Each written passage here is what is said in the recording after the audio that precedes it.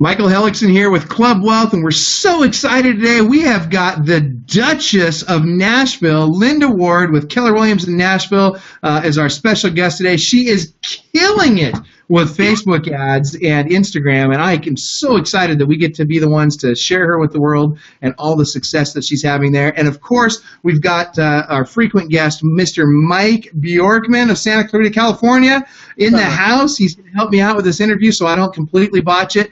And as you guys probably already know, Mike is absolutely a rock star. He's doing about $1 million a year plus on 100 transactions while running 2 successful HomeSmart brokerages, and he's got escrow and mortgage and all kinds of stuff. I mean, Mike has got his hands in everything, and he's successful at all of it. And he is absolutely one of the smartest people in social media and real estate today. So we've got him on board because he's going to know the right questions to ask Linda. So no pressure, Mike. And with that, Mike, anything you want to add to that?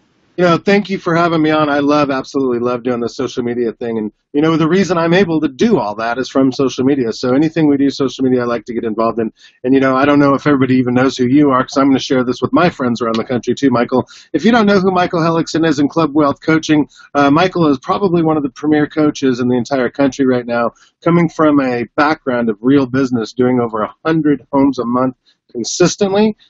He's my personal coach and my team's coach. And, if you're going to have a coach, why not have it be one of the absolute top agents in the entire country?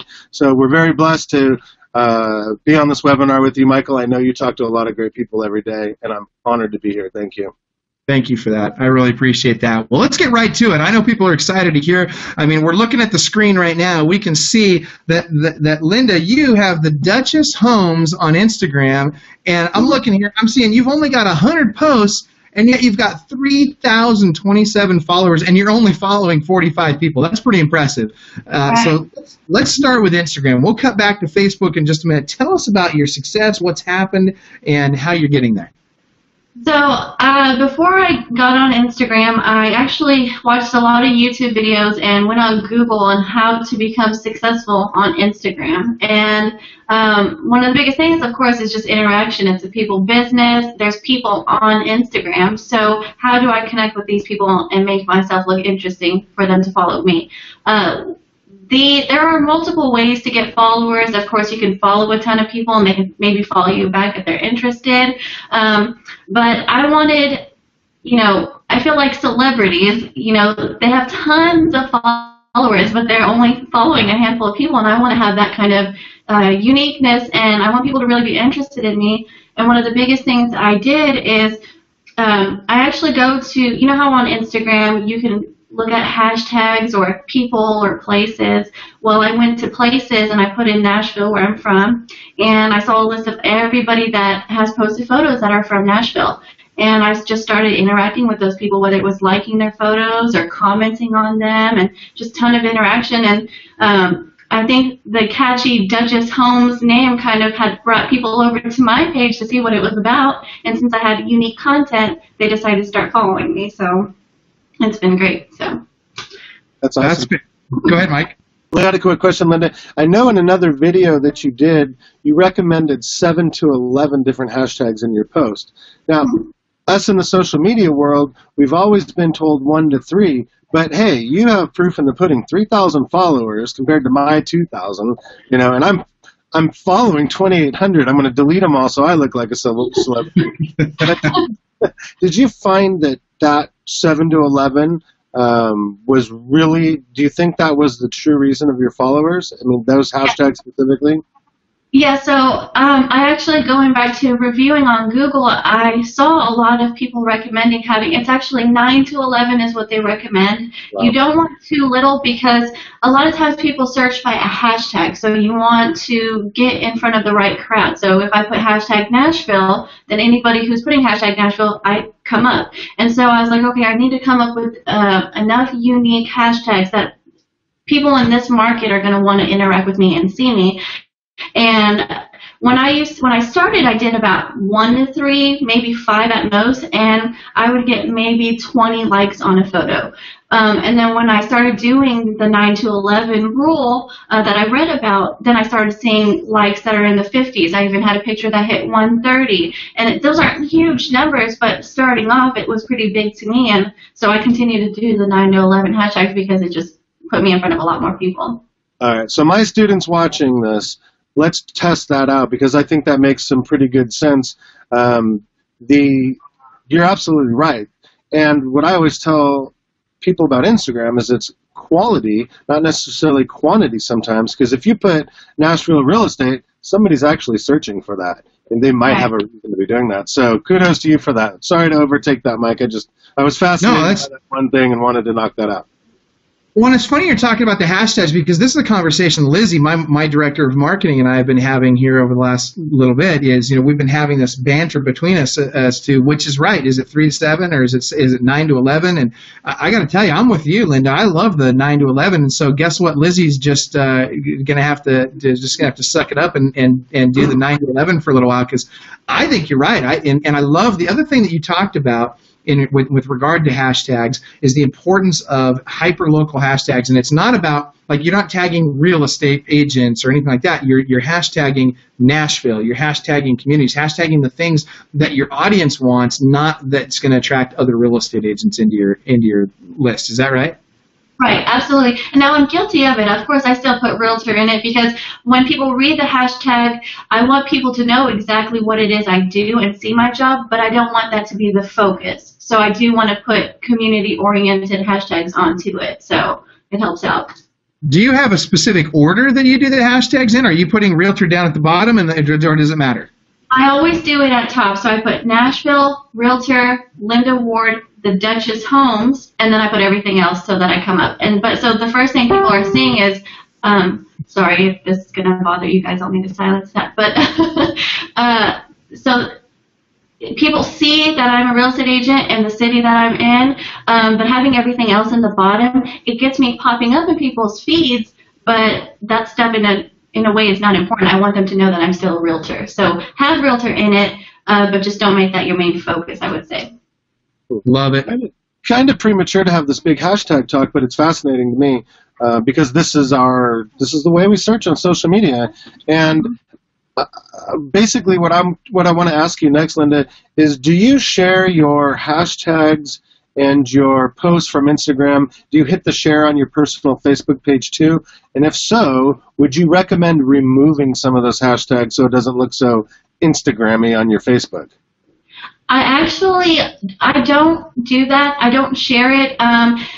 The thing is, I feel like, to me, Facebook and Instagram are two totally different avenues. I do post some of the same stock footage, images of interior and exterior photos of homes on my business page, but I like to treat Facebook and Instagram as two completely different entities. So for my Instagram, I've had a lot of success making it more business oriented, whereas my Facebook, on my personal page, I get to be more on the personal level with the people that I add onto it. And by adding, if I was to share too much of the stuff I put on my Instagram, I feel like it would make it too businessy for my Facebook. I don't know if I'm explaining that correctly, but I like that makes sense.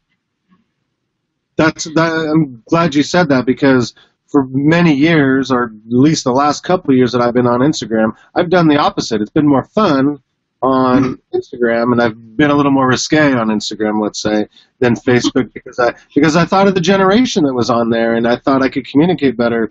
But more and more top producing agents, I mean, people are doing a couple hundred, 300-400 deals a year. They're taking their business very seriously on Instagram. So I think we're going to be in a evolution of maybe two different Instagrams that have to be lived upon. Well, they're making it easier now. I think I heard from, switching different accounts, which is going to help. Now, even though I do make the main focus of my Instagram business, That's not to say I don't like to add personal touches. The reason there isn't very many photos of myself, like at, open houses, because I said earlier I'm a little camera shy, so I'm working on that. But I think it is important to make sure you add a personal touch and get your face out there. And, like if there's any hot spots in Nashville, I'm kind of working on going out there and taking photos and stuff like that and showing off what's in my neighborhood. I'm just kind of lacking on that because I haven't had the opportunity. So I like to make the business side of everything the main focus, but I think having personal touches makes people know your character and decide right then and there, do I want to work with this person? Wow. Okay, so let's do this. I want to scroll down on your page real quick here. Why don't you show us? Let's just see some of the posts you're actually putting on there. What are some of these pictures? Because I think people are thinking that there's magic to these pictures, and it's all about, it's got to be the perfect picture. But the other thing you mentioned a minute ago that I'm not sure everybody picked up on, you're using some stock photos for this. These aren't necessarily your listings. Right. Tell us about that. So scroll down, tell us where you're getting the pictures and what you're posting. Because really, what I really want to convey is everybody can do this. It doesn't matter if you have a single listing or not. You can do this, and you can do it right now, and it doesn't cost you any money. Right. Exactly. So, here I just took a screen grab from an awesome review that I got from a client. These two photos right here, these are stock images I got off the internet. Wait, hold on, slow down. So stock images you got off the internet. Where did you get the stock image? So some of the things I will use off of Google, but I really like a source called dreamstime.com, and I did buy into the subscription. It can get a little costly, but I really needed the photos for my website because I created my own website, so I needed photos that I could legally use. So I did subscribe to them, and a lot of the photos do come off of there. But Instagram is a sharing center of tons of photos all over the internet, so I don't know the legalities, but I use photos off of Google all the time to talk about, the design of such things. So. Okay. Well, let me give you guys a couple of while we're on that topic. You can go to iStock Photo is a great one, and Shutterstock.com is another one. Both great sources. Envato, if you go to envato.com, they've got, I think it's, I can't remember I think it's Photo Jungle or something like that, and it's the Envato product. But at the end of the day, there's a lot of great different platforms out there where you can get really high quality photos, and they're not very expensive. You might pay $5 for a photo. And so you think about it, how long have you been on Instagram now with these 100 photos on there? I think my last one dates back to 5 weeks. Okay, so you went from not even being on Instagram to in 5 weeks and 100 posts, you've got 3,000 followers, and essentially didn't cost you a dime. I really hope people are listening to this right now because that's insane. But here's the thing: because there is no magic answer. So even though it was free, it was very time consuming. So literally, if I'm in the line at a grocery store or I'm at a red light, don't use your phones when you're in the car. I would just be scrolling and just liking photos. And here's the thing: Instagram does have this thing set in place that you can only like so many photos at once, and then it'll block you for a couple of minutes. So I would just like over and over and over again. It didn't matter what the content was, and then I would set it down and pick it back up and do it over and over and over again, and then I started bringing so many people over to my page and liking it. So I don't know if it's the greatest way to get followers, but people are following me and they're interested in my content, which is great, so it definitely works out. So scroll down a little further while Mike's asking you this next question. Just keep scrolling down, and Mike, go ahead. Yeah, I just wanted to point out that the Instagram world, it's pretty much okay to steal photos. There's apps for it, like InstaSave.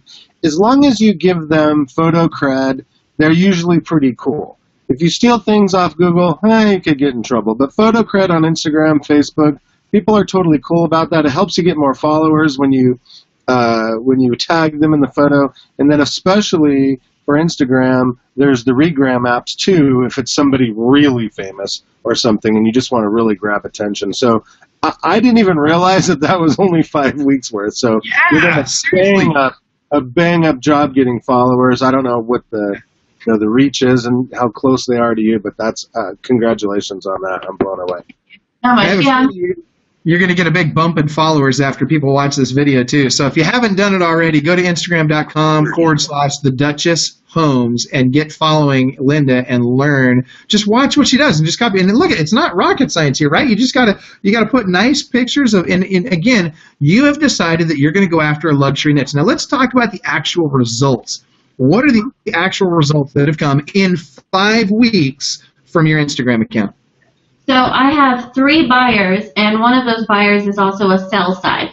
So I have a buy, sell, and then 2 other buyers. So not in the luxury part of the business, but definitely helps to get any kind of clients, and it's amazing. And I think altogether, it's pretty decent amount. I think it's, once it all closes, if it closes, around 900,000 altogether. So which is not bad for 5 weeks on Instagram. So now these aren't closed deals. These are clients that I'm enjoying working with. But, if we can get them into escrow and close on properties, that'd be pretty awesome. All right, so I'm dying to know. You got to, first of all, phenomenal. It's awesome. But you got to scroll up just a little bit for me. I got to ask you a question. I know I'm not the only one wondering this.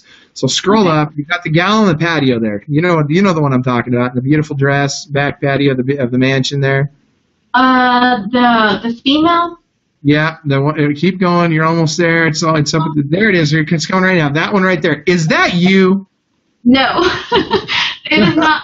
Unfortunately, she's unbelievably gorgeous. She's actually a stock photo that I bought, and I went to a photo editor and had them edit her hair red because she was originally blonde. Now, my hair doesn't look very red right now because it's very faded out, but usually I have fairly bright red hair, and I think that's kind of my thing. That's what makes people remember me, is because of my red hair. So I'm like, okay, I'm going to implement this somehow into my advertising.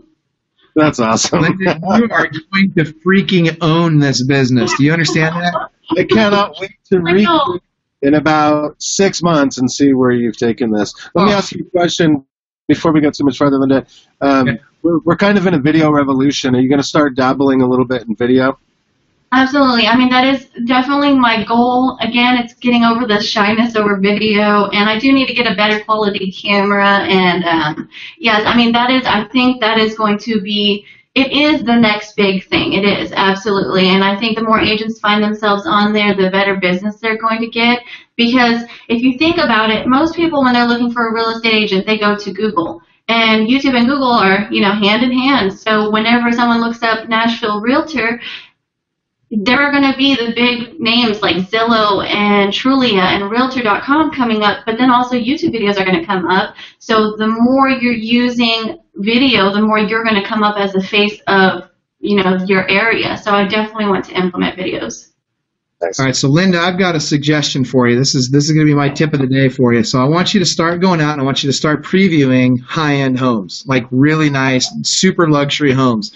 I want you to do a 15-second quick preview. Check it out. This is the outside of this, $10 billion mansion. If you want to see the full video, click here to go to my YouTube page, and I'm going to show you the entire tour of the inside of this thing. It's unbelievable. You got to see it. Boom, done. Link to your YouTube page. You'll get some clicks on it. I want to see what that looks like. Just do it with your phone. You don't need to have tell me, Mike, what are your thoughts on this?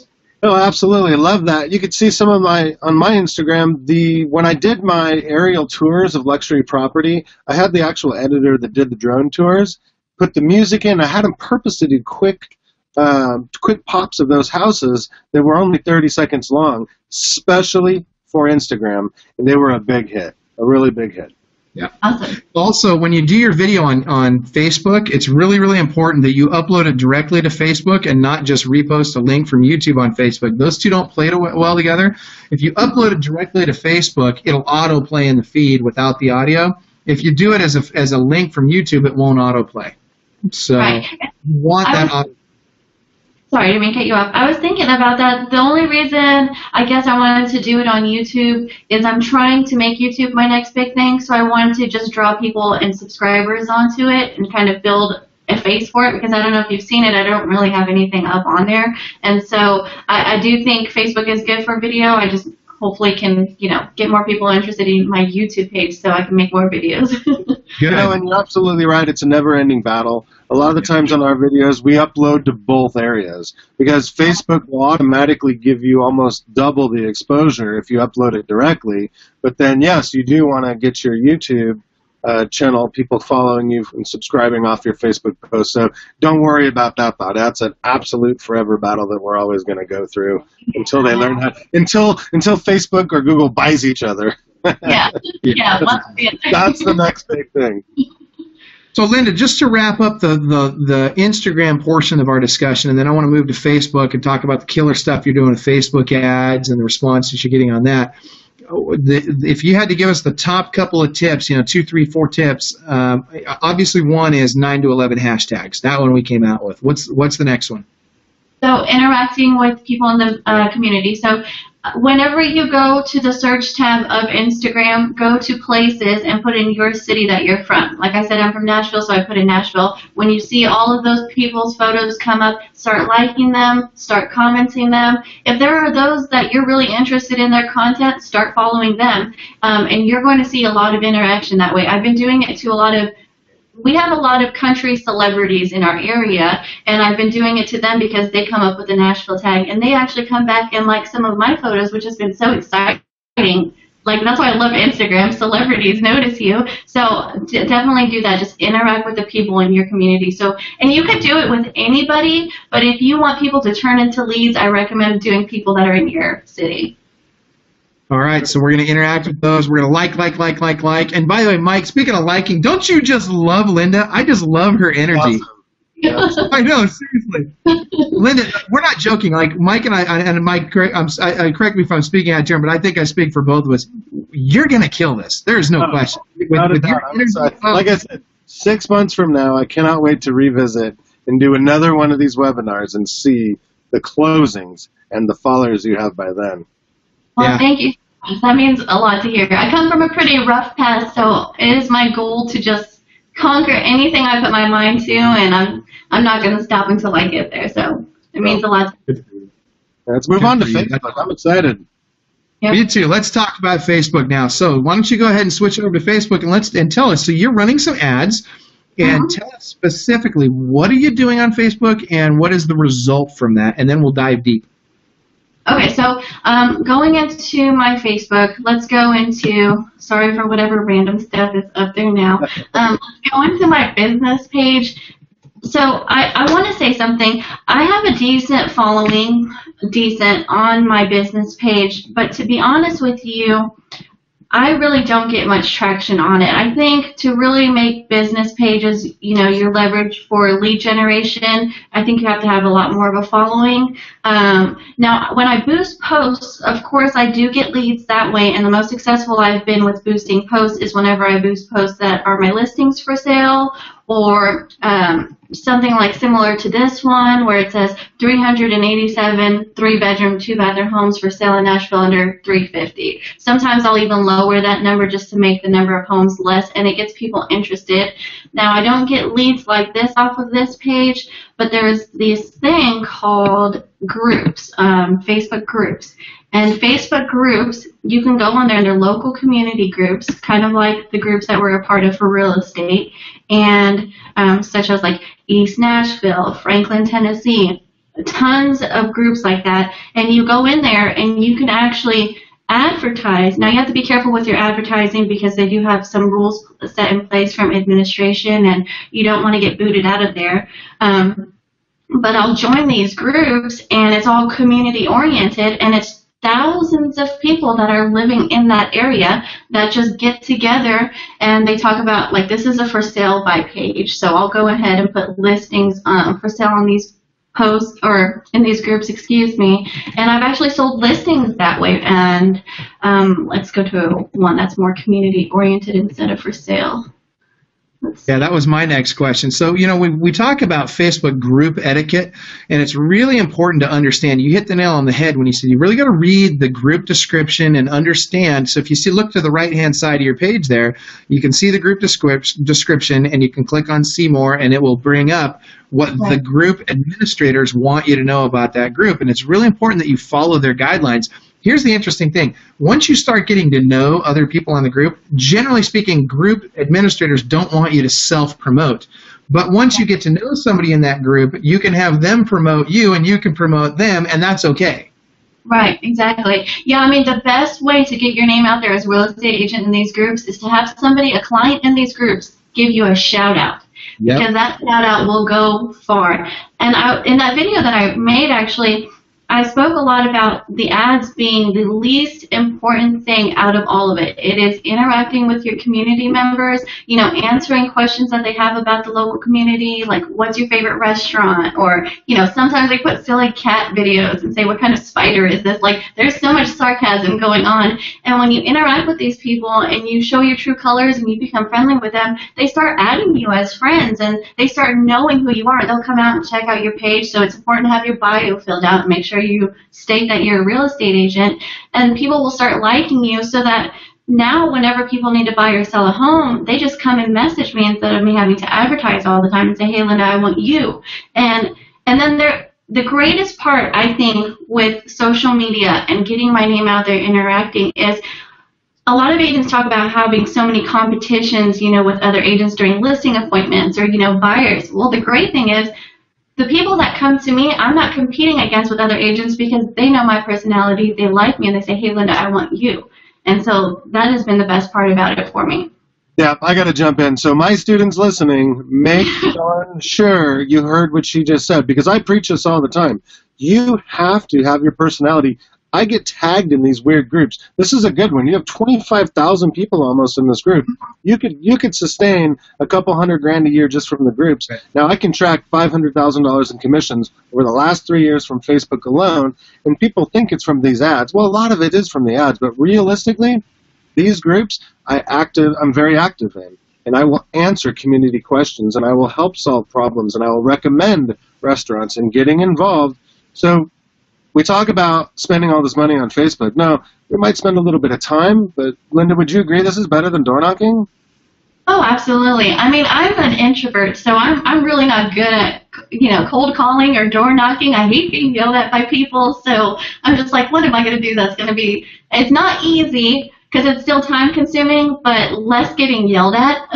So I do it on social media. Now, that's not to get wrong with, like, there are a lot of not so nice people on social media, and sometimes you just got to shrug it off. But it's, for me as a person, it's easier to handle, you know, being social. And I think it's the new generation that we're kind of going into. I actually went to a convention today, and he was, the speaker was actually talking about how even, you know, older generations are kind of getting into this, social media thing and texting thing, and he was like saying, do you ever just see somebody calling your phone and you just get mad and you just like text me? Because that's not, you know, we're kind of going into that feeling, and so I think social media has just been awesome for me. It's opened up so many doors. And hey, I met you guys on social media, so it's getting my name out there. It's funny you mentioned that. I was literally just going to say that. You know, we actually met one of our coaching clients, Tristan Almada, runs a group called Lab Code Agents, and that's how Linda and I met. And Mike and I have known each other for years and years, but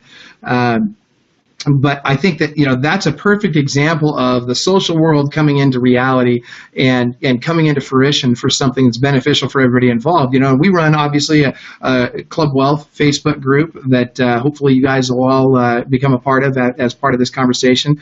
But those groups that you get involved in, here's the key, and we've kind of touched on it, but I really hope that you guys are hearing this.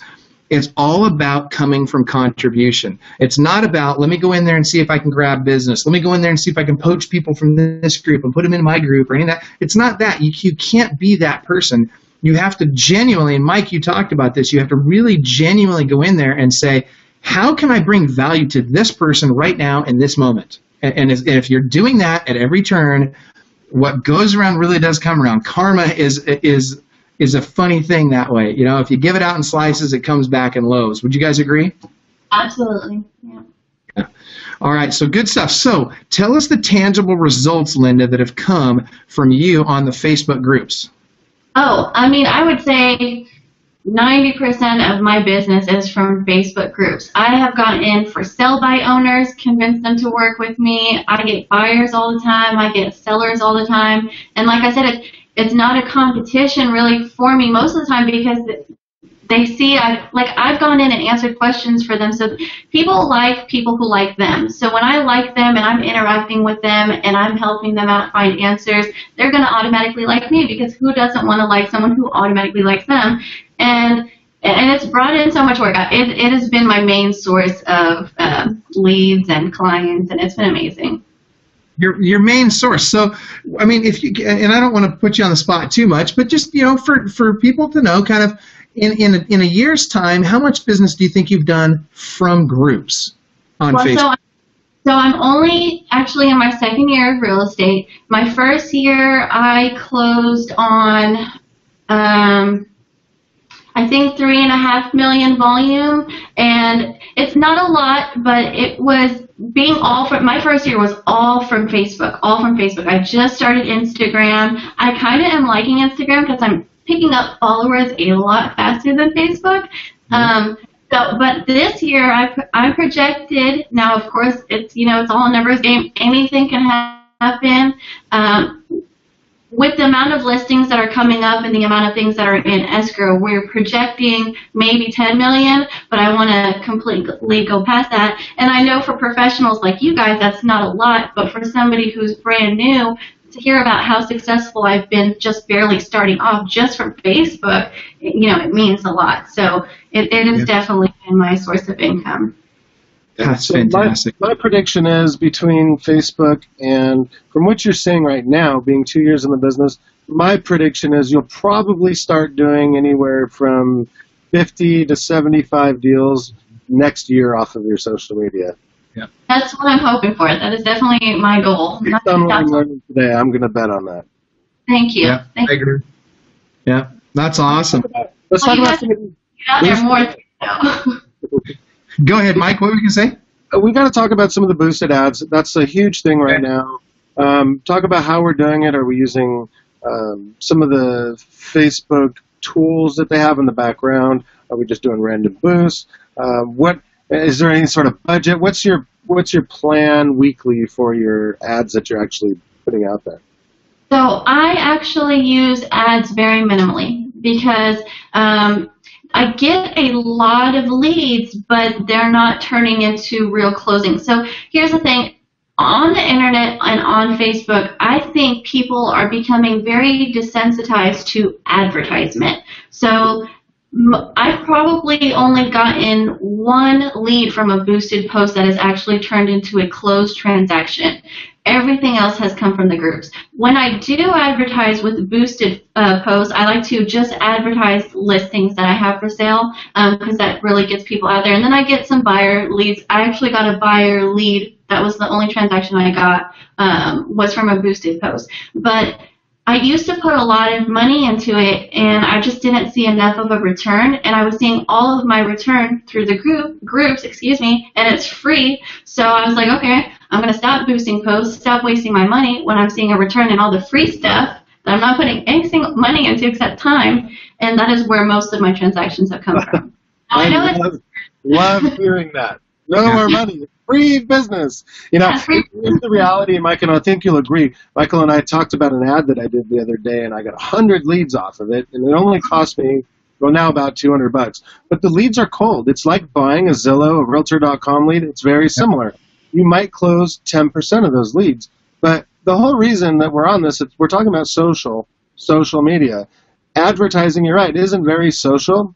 It's a lot cheaper than Realtor.com or Zillow. We can all talk about that all day long.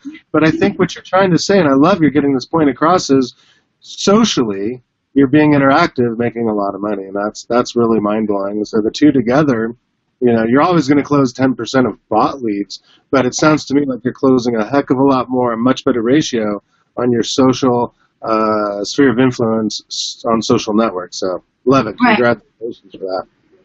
So I want to touch on this real quick, because a lot of people, I hear this conversation all the time. When we're doing strategy sessions, or even with coaching clients, sometimes they say, hey, look, I want to be able to just hire somebody to manage my social media. And even though I've got a full-time marketing manager, that's what she does. So, is social media, is blog posting and a lot of this other stuff. But here's the reality. Just like with you, Mike, you've got Julie in your office, and you're doing a phenomenal job of it. But the reality is, hiring somebody to be your voice on social media doesn't work. You have to be authentic. You have to be who you are. You have to personally engage with people on social media to attract those people into your world. And what happens is you go from chasing business to attracting business. So would you guys agree with that in terms of the voice and whether or not it's possible to hire somebody to manage your social media? Yeah, I totally got to clear that up, though, because I don't want everybody to think I don't like promoted ads. It's just we got to do both to do high numbers. So as you're working, see, I have people on my social media team that do my social media, and they can be taught over time how to be your voice, kind of. But the reality is I have to be interacting in my community and yet still promoting the heck out of my properties or our lead pages, whatever that might be. So I love both. I just like the fact we have one platform that's dirt cheap to do everything. That's why I love Facebook. And see, the groups are a lot better for newer agents that are just getting into the business and that don't have any listings to promote or don't have the money to even though Facebook boosted posts are dirt cheap. You know, some people just don't have any money to put into it because they don't know if they're going to get a return, so they're afraid. And so by interacting in the groups, you can start from nothing and build your way up, and that's how I did it. Because then after I started making money, then I started paying for advertising, you know, because I knew I was going to get some kind of a return from it. So absolutely. And I think it really comes down to consistency. So if you're boosting posts and you have the funds to boost the posts, be consistent. And I think you also need to, one of the most successful ads, sponsored ads that I see come through my Facebook with the most amount of comments, the most amount of likes, is funny memes from the company that is related to that business, and just anything local community related without it being too advertising, if that makes sense. Those have been the most successful on my end. Now, of course, every market is different, but, you know, the most interaction I got, the most people coming over and liking my business page as coming from a genuine, sarcastic, witty self instead of just seeming like another business where people are kind of, like I said, going back to desensitized, they kind of just scroll and kind of look past that stuff. So you need something that's going to catch their attention, maybe make them laugh, and connect with you on that personal level. Let's not overlook what she just said. So my students, of course, make sure you heard what she said. Let's test an ad that's not a house. Let's do something funny or social or community orientated and promote a post like that, and let's try that, because that made a lot of sense what you just said. For those of the people that are sick and tired of seeing advertisements, something that makes something smile might be a little different, especially when it's branded towards your business. Thank you for pointing that out. Great idea. That's awesome. Okay, so we're running out of time, and I want to be cognizant of everybody's time here today. We appreciate all of you watching this video. So here's what we're going to do. After we're done with this video, Linda and Mike and I, we're going to get together. We're going to come up with a download for you guys of the top points, and we're just going to bullet point it out. So it's real simple. You can download it. We're going to post it on the Club Wealth website. So you can go to clubwealth.com/blog. You'll see this blog on there. And we're also going to post this around some of the different groups that we belong to. And so if you haven't done so already, get on the Club Wealth group and join that group. And also another one that we recommend, again, is Lab Coat Agents. It's another great group that you should belong to. And in wrapping up our discussion on Facebook, Mike, Linda, anything to add? No, I think we might have touched on at least 10 super good ideas. And if the agents listening will act on one or two of those, I think we're successful. And, yeah, on my point, it is. Here's the thing: I want people to know we're kind of getting away from the. Now, I'm not going to say scripts don't work, but we work in social media. People are smart; they see everything and anything. So remember that, and come from contribution, and come from a place where you actually care about the people in your community. You're going to see so much more of a return. Don't go on these posts liking stuff just because you're like, oh, maybe somebody will like me back and, you know, give me business. Actually care about the people you're interacting with, and you're going to see so much more of a return on it, your time invested. I love it. That's fantastic. All right. Well, everybody, again, we really appreciate you taking the time to watch this video. Linda, Mike, thank you so much for your time and your insights. Really appreciate you guys. Linda, we got big hopes for you. You're going to kill it. We're so excited. And Linda, I'd like to ask, can we do a check-in with you here in about 6 months and kind of see how things have gone for you? Yes, absolutely. That would be amazing. All right, I think our viewers would like that as well. So again, I'm Michael Hellickson for Club Wealth, and again, get on that Club Wealth group and the Facebook page, as well as Club Wealth website. Interact with us. We'd love to interact with you back. And that being said, everybody have an awesome day, and remember, you are world class.